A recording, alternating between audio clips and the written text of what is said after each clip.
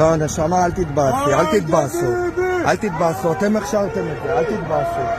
באמת, אין מה להתבאס.